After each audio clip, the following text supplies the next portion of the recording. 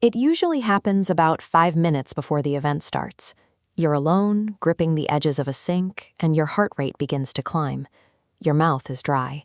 You feel a sudden, sharp spike of internal doubt. For an analytical mind, that physical sensation often triggers a rigid conclusion. You experience a few minutes of intense nervousness and use it to label your entire character. You decide you are simply not a confident person. You look at peers in a boardroom or on a stage who seem to navigate the same pressure with total composure. It's easy to assume their ease is a matter of temperament, a genetic advantage you weren't given. Many people try to compensate with intense overpreparation, but this can actually deepen the sense of fragilance. There is a persistent belief that if you were truly capable, the right words would appear automatically, without the need for such exhaustive rehearsal. This creates an unwinnable standard. You take perfectly normal autonomic arousal, the body preparing for a difficult task, and interpret it as evidence of a permanent personality deficit. Here's what's interesting about that struggle. It rests on the assumption that confidence is a fixed trait, like height or eye color. We might find more utility in examining confidence as a temporary biological state. This perspective suggests you haven't lost the ability to be composed. You simply lack a reliable way to access that state when the stakes are high. Moving the focus from personality to state entry protocols changes the assignment. The objective becomes mastering the conditions that allow you to re-enter a focus state on demand. To manage that state, we have to look at why it derails. Human memory is particularly sticky in high-stakes environments. Adrenaline tends to cement experiences into the brain with high priority.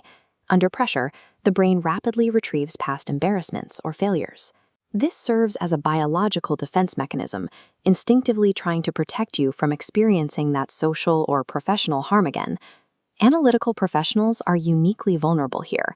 You are trained to process data rigorously, so when your brain serves up feelings of anxiety, you treat that internal data as highly credible. This diagram illustrates what we call the forecasting error. It begins with an internal feeling of doubt. The analytical brain then makes a logical leap, treating that feeling of uncertainty as a data-backed prediction of an external failure. In this context, smart people struggle because their analytical strength is being applied to the wrong internal signals. Most people try to override this with forced bravado or positive affirmations. They tell themselves they are unstoppable while their pulse says otherwise. This split screen shows the mechanical failure of that approach. When a forced affirmation clashes with your honest internal voice, it generates cognitive friction.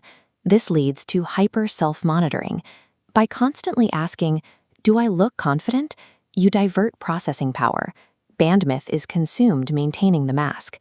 Ultimately, faking it actively sabotages performance by exhausting the brain's cognitive resources before the work even begins. Practical confidence generally tracks with specific preparation and familiar environmental cues, rather than global self-esteem. This is the basis of state-dependent learning. It's a phenomenon where our ability to retrieve skills is most efficient when our physical and mental state matches the conditions where we first learned them. Matching the physical conditions of your practice to the exact conditions of your performance allows for more reliable state retrieval. Boring, mechanical repetition of physical variables helps solidify the neural pathways required to retrieve a specific psychological state under pressure. Practical application requires a short, strict pre-performance sequence. The goal is to eliminate decision fatigue in the moments before you begin. You build this with repeatable variables, the same music, the same physical warm-up, the same first sentence. While the evidence on psychological entrance is mixed, and there is no magic switch for anxiety, these anchors provide a grounded framework. This sequence bypasses the brain's doubt by triggering ingrained muscle memory, focusing the nervous system on familiar physical cues. When you start, try shrinking your window of self-judgment to just the first 60 seconds. Success in this first minute is judged strictly on controllable execution cues, your posture, your volume, and your pacing, regardless of your internal state. If you take one proof memory, a specific moment where you performed well under scrutiny, extract 3 concrete sensory details: what you saw, what you heard, and what you felt.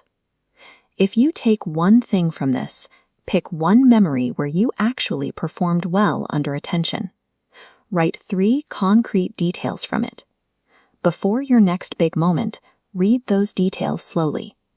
This practice reminds your nervous system of a state it already knows, providing a bridge back to a composure you've already earned.